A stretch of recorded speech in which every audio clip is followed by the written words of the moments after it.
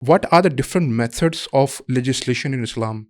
What are the different approaches, the permissible and the non-permissible ones? So please enlighten us on this matter, because maybe it is somewhere we are not absolute clear, with an absolute clarity we don't know about it.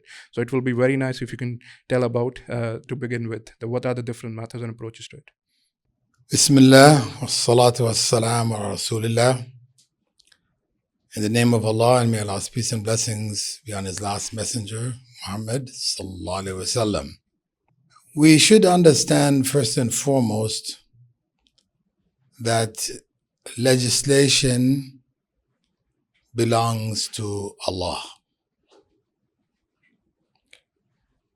And legislation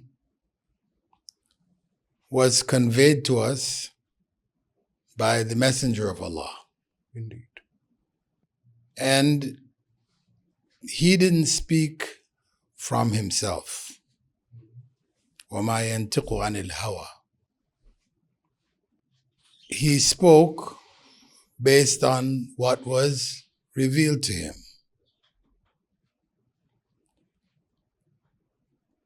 When he was no longer around, then the Sahaba became responsible for utilizing what came from the Qur'an and the Sunnah, the Qur'an being legislation directly from Allah subhanahu wa ta'ala, by way of Prophet Muhammad sallallahu alaihi wasallam. With his Sunnah, he gave clarity to the legislation which came in revelation, direct revelation from Allah subhanahu wa ta'ala. And sometimes he was incorrect, and Allah corrected him. Right. Some decisions which he made, which were not directly from Allah subhanahu wa ta'ala, Allah corrected him. So we can depend on what is in the Qur'an, direct revelation of Allah, and whatever came in the Sunnah, which was either uncorrected, unmodified by Allah subhanahu wa ta'ala, or if it wasn't modified, it was conveyed to us with Allah's approval. All right.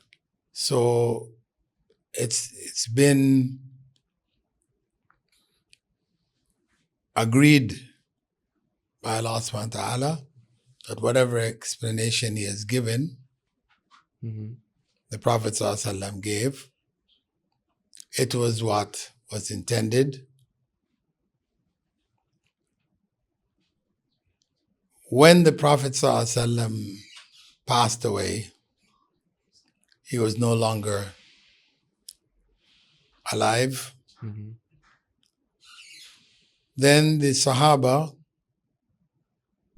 had to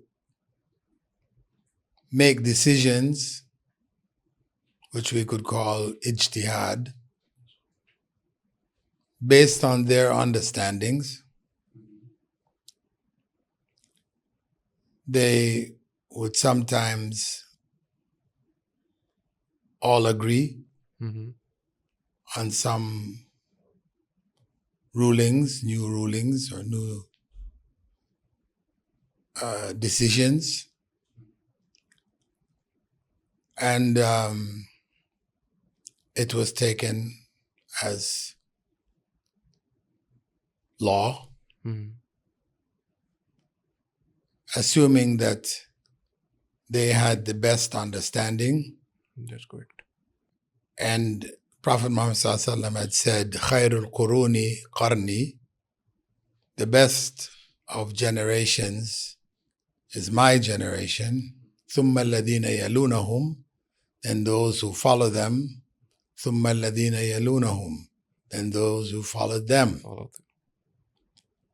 So that gave precedence for opinions. Whose understanding should carry the most weight? Correct. The understandings of the Sahaba, the understandings of the students of the Sahaba, and the understanding of their students, in that order. Right. In terms of preference. So, legislation, we can then say, reliable legislation that we can depend on comes first from the Qur'an, then from the Sunnah of the Prophet sallallahu alaihi wasallam, then from the first 3 generations after the Prophet sallallahu alaihi wasallam, during and after. Right, right.